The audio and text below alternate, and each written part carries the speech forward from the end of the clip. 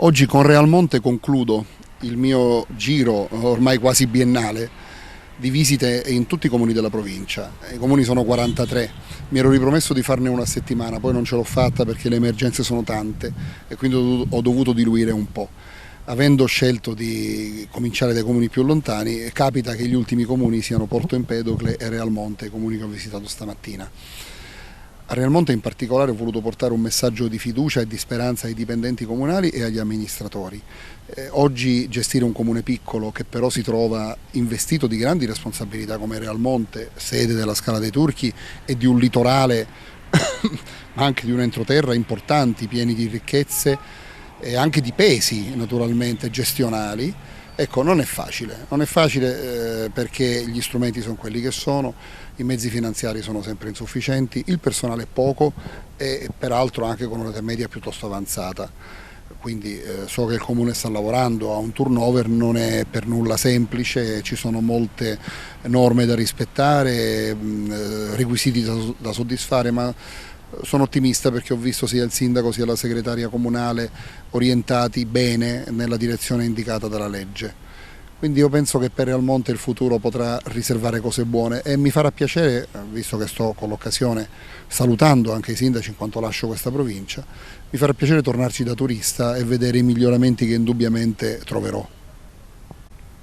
Siamo veramente onorati, oltre che grati, per la visita di Sua Eccellenza il Prefetto presso l'Aula Consiliare del Comune di Realmonte di stamattina. Il Prefetto ci ha salutati poiché insomma, la visita di stamattina coincide con la fine del mandato di Sua Eccellenza il Prefetto e quindi egli ha colto diciamo, l'occasione per parlare con tutto il personale del Comune, oltre che con la segretaria e con la parte politica, quindi il primo cittadino in presenza del Presidente del Consiglio, di assessori e consiglieri. Che dire, noi siamo estremamente grati, lo dicevo prima, perché Sua Eccellenza il Prefetto negli anni del suo mandato qui ad Agrigento è sempre stato al centro di ogni azione che riguarda la provincia di Agrigento sulle tematiche più importanti. Ne ricordo alcune che sono significative e che segnano dei traguardi storici. È stato al centro di Agrigento Capitale della Cultura 2025, è stato al centro, ha convocato diverse riunioni per la questione idrica di Agrigento e di tutti i comuni limitrofi.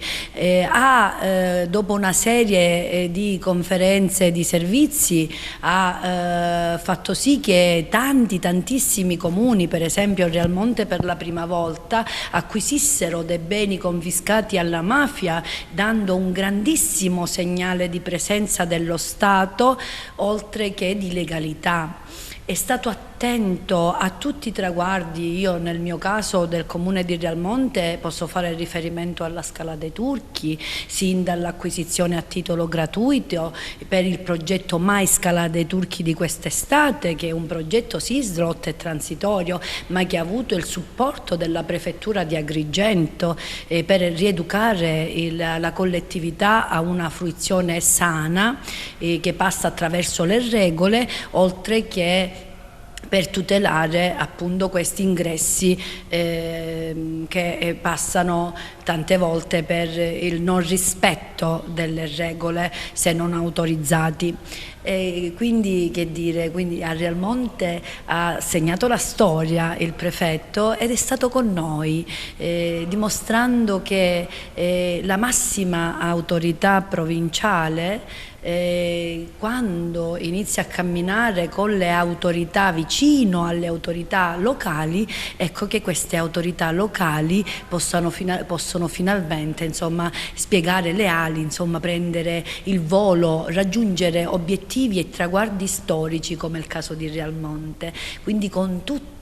la mia gratitudine personale e a nome di tutta la collettività di Realmonte ho portato i miei saluti, i nostri saluti come comunità e ho espresso a nome mio e della collettività appunto grandissima gratitudine oltre che un caloroso e affettuoso saluto.